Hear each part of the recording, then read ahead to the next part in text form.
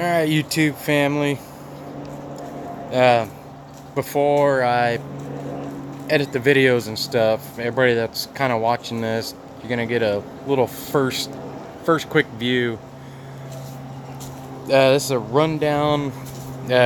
What we did is we built the frame for the fuel tank. We used angle iron, and then we've got our supports right here, as well as down at the bottom. We still have to trim all this. After we trim it, we'll take and weld everything up.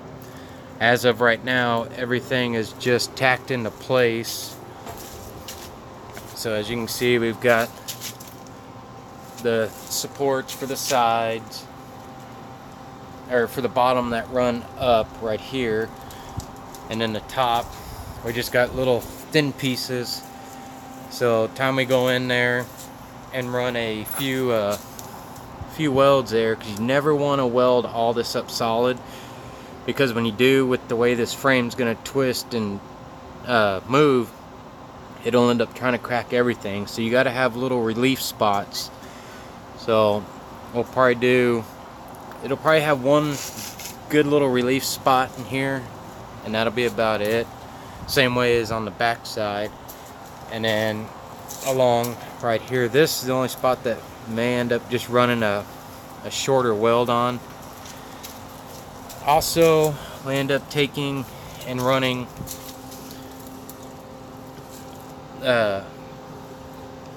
another piece, a little channel right here that the tank will set in, because it has a, we'll end up putting a rubber insulator in here, so that when the tank sets in there, it cannot come out.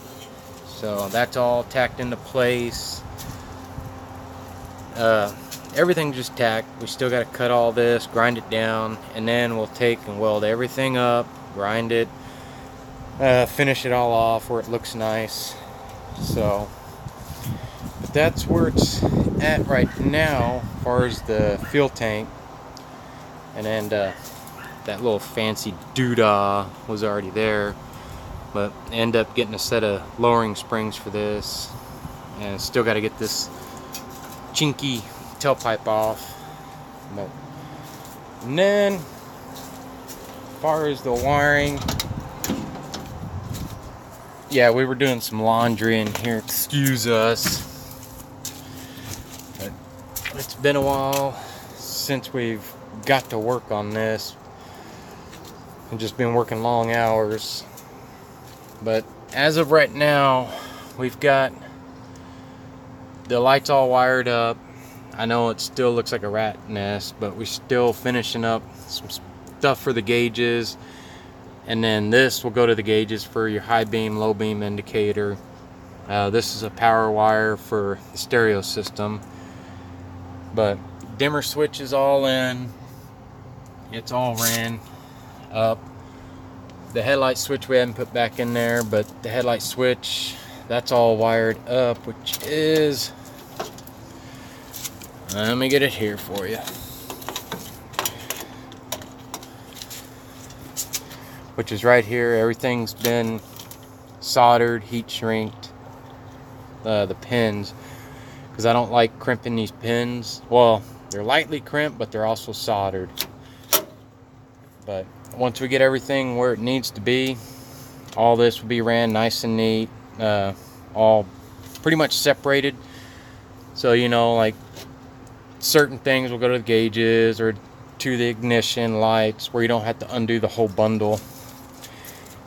All the Ron and Francis stuff still done, and it's back in there.